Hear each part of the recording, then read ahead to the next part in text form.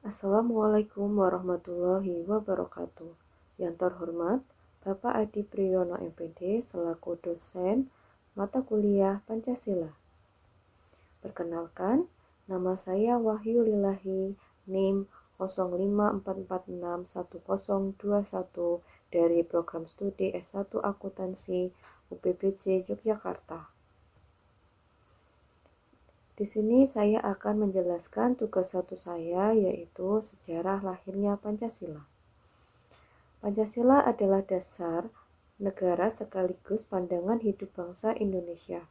Pancasila menjadi pedoman dalam kehidupan berbangsa, bernegara, dan bermasyarakat.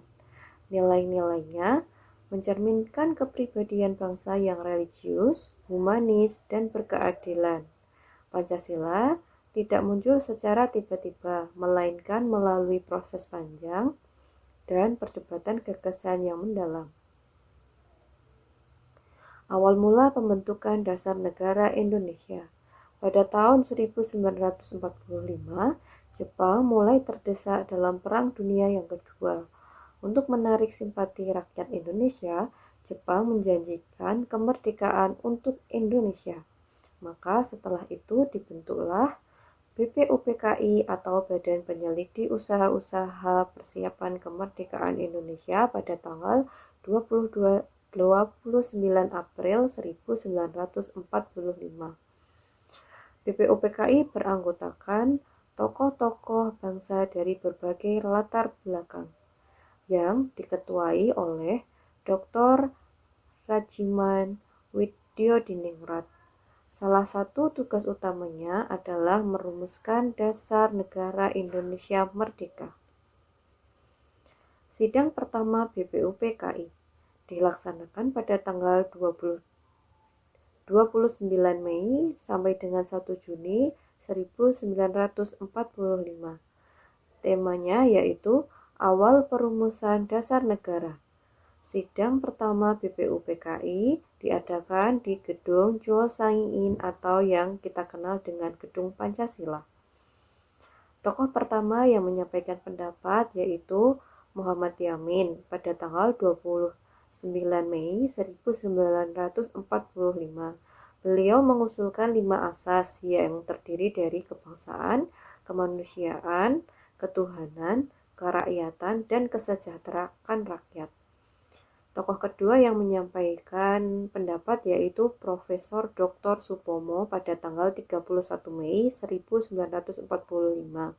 Beliau mengajukan konsep negara integralistik, yang artinya negara menyatukan seluruh golongan dan individu. Tokoh ketiga yang menyampaikan pendapat yaitu Insinyur Soekarno pada tanggal 1 Juni 1945. Beliau menyampaikan gagasan Pancasila sebagai dasar negara. Rumusan awal Pancasila dari pidato Soekarno pada tanggal 1 Juni 1945. Yang pertama, kebangsaan Indonesia. Yang kedua, internasionalisme atau peri kemanusiaan. Yang ketiga, mufakat atau demokrasi. Yang keempat, kesejahteraan sosial. Yang kelima, ketuhanan yang berkebudayaan. Kemudian, rumusan kompromi bangsa Indonesia.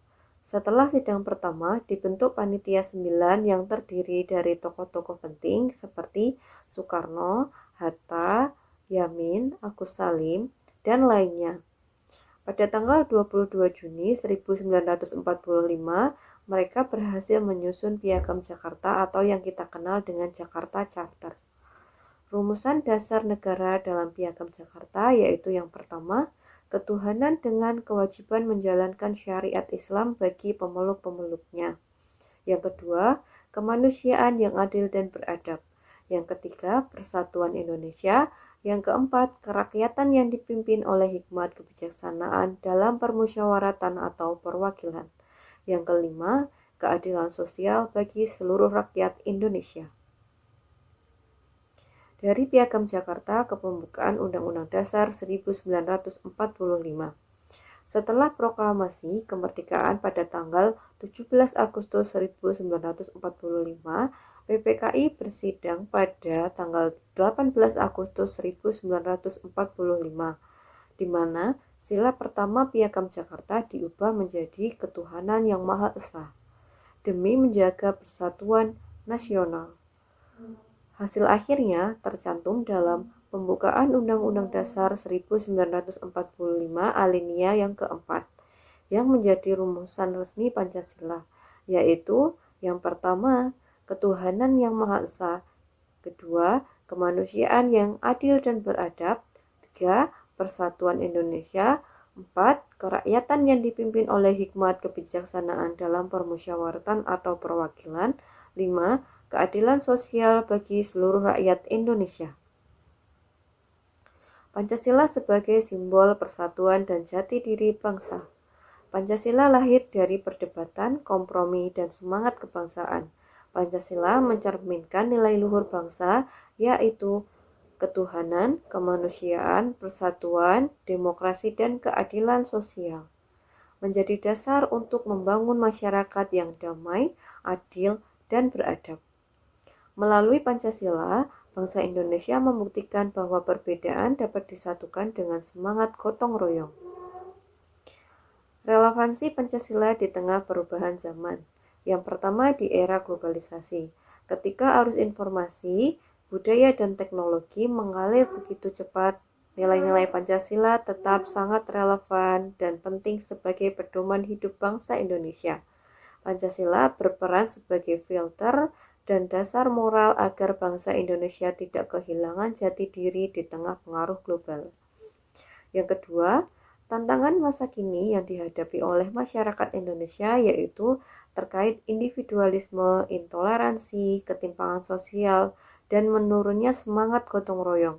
Maka, dengan meningkatkan pengetahuan dan mengaktualisasikan nilai-nilai Pancasila, kita dapat terhindar dari hal tersebut. Yang ketiga, generasi muda memiliki tanggung jawab besar untuk mengamalkan nilai-nilai Pancasila secara nyata dalam kehidupan sehari-hari. Pancasila lahir dari semangat kebersamaan dan cinta tanah air, menjadi pedoman dalam membangun bangsa yang beradab dan berkeadilan. Tugas kita adalah menjaga dan mengamalkan nilai-nilainya dalam kehidupan nyata. Pancasila bukan hanya dasar negara, tetapi juga jiwa dan kepribadian bangsa Indonesia. Dikutip dari Insinyur Soekarno-Hatta. Sejarah lahirnya Pancasila mengingatkan kita bahwa cita-cita bangsa tidak akan terwujud tanpa persatuan, semangat kebangsaan, dan nilai-nilai luhur yang terkandung di dalamnya. Sekian presentasi dari saya, kurang dan lebihnya saya mohon maaf. Wabillahi taufiq wal hidayah. Wassalamualaikum warahmatullahi wabarakatuh. Terima kasih.